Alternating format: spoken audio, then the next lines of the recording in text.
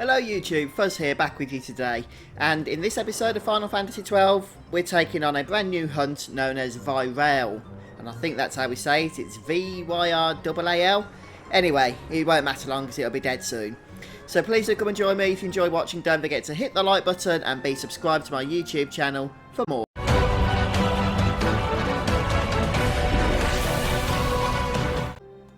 So this is hunt number 21 and it's entitled Get My Stuff Back.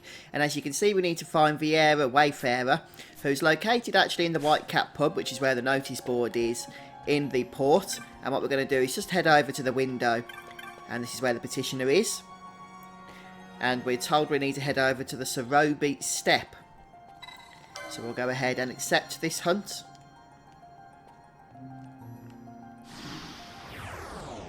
And this is a level 41 fiend that we're going to be fighting. So make sure you're powered up accordingly.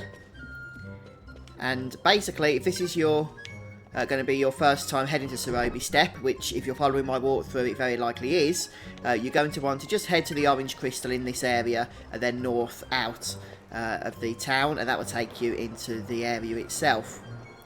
Right, so the Cerobi Steppe is quite a challenging area. Just be prepared to face off against some tough enemies.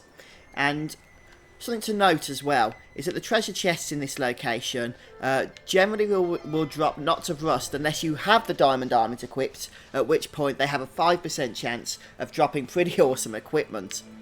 So that pretty much is true for all of the treasures around at least this initial area, and also moving on as well. There's also some one-time spawn treasures, or one-time collect treasures I should say, that actually are worth collecting as well.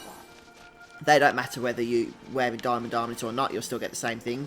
So let's go ahead and see what it is that we can loot around some of these places. So we've got a chest that spawns just at the entrance, I believe, here actually. But I don't think it has for us, so we'll just move on. So heading into the next area, we're going to start seeing some tough dragons. And even the flying enemies around here are quite hard, so make sure you have your range casters available and in the party.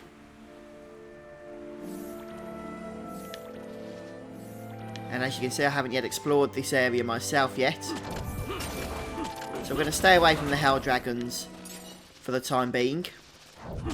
And we're just going to continue ploughing through the area. There's no one-time spawn chests in this location, so we'll just move on to the next. Okay, so moving into the next area, which for the time being is going to be the bottom of the two exits of this second area. There is a one-time spawn chest. By the way, a lot of the chests in this place that aren't one-time are very low spawn chance of about 10%.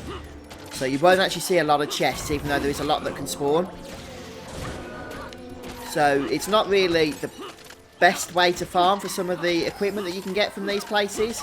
But if there is something you want to get, then have a look at these chests, because they probably contain it. Right then, so I'm going to just be a little bit cautious around here because of the hell dragons. I do want to show you the one-time spawn chest though, since it has an item you're going to want, or a magic in I should say you're going to want, called Cleanse.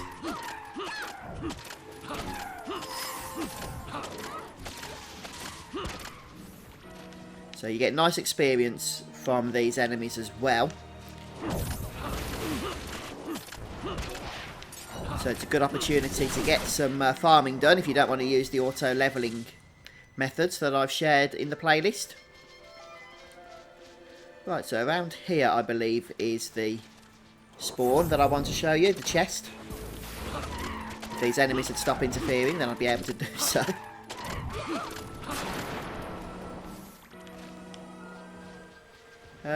It's not actually around this rock.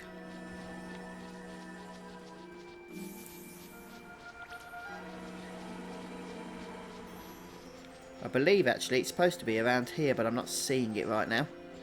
And I thought it was 100% spawn chance. So I guess I was mistaken on that. Ooh. Dragon coming to interfere. Right, so my mistake, it actually doesn't have 100% guaranteed spawn. It has about a 20% spawn, and it's from that exact location there, so you'll want to grab Cleanse before moving on.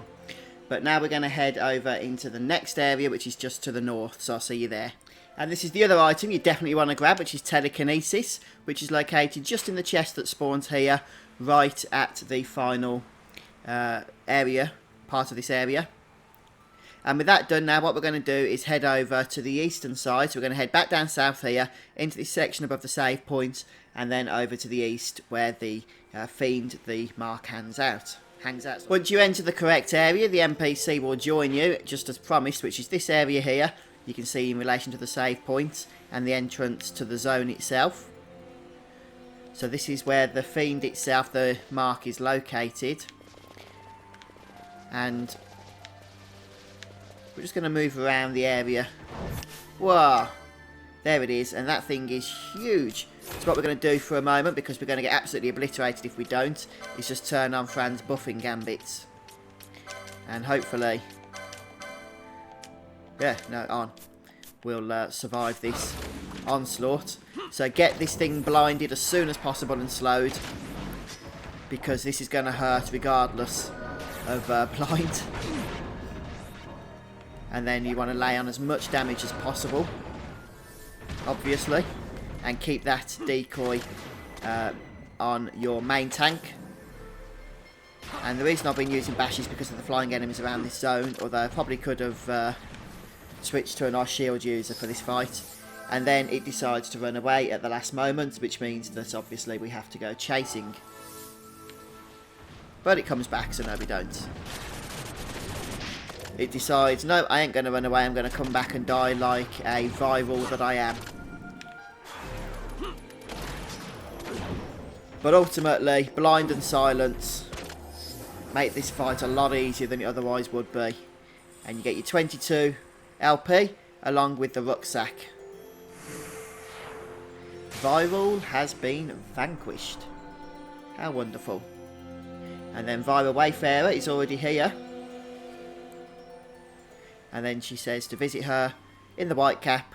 So in other words, we still have to return. I mean, of course we do, right? And I'm pretty sure I just saw a treasure chest then. Yeah, I did. So we'll nab that. Probably for not a rust. Oh, 13 gil, aren't we? Blessed. And we'll head back. And here we are back in the White Cap. Just to let you know, I didn't let you know, did I, that those two abilities we got. Cleanse removes disease, which is useful. Very useful, in fact. And telekinesis allows you to hit ranged foes with melee weapons. Anyhow, here we are, Vyra Wayfarer. So we'll speak to her once more and complete the actual hunt itself.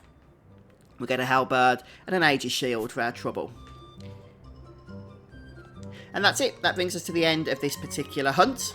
Quite a tough one, but it is worth it in my opinion due to all that loot that we collected. And we get a dragon scale, which is for a side quest we're going to do a little bit later on, also involving the Cerobi Steppe. So thanks for joining me today, guys. I hope you enjoyed it. If you did, let me know in the comments and hit the like button. And come back soon for more Zodiac Age content. Cheers all, take care.